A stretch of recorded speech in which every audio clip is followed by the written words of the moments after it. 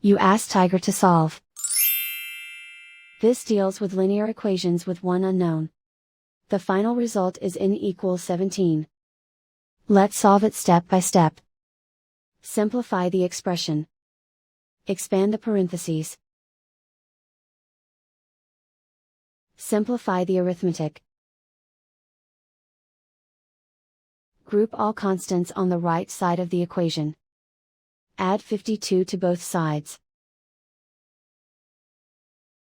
Simplify the arithmetic.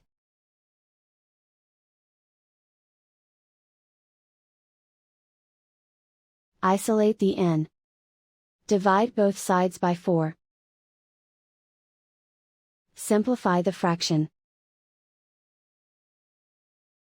Find the greatest common factor of the numerator and denominator.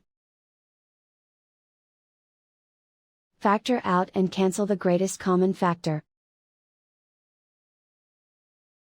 And so the final result is n equals 17.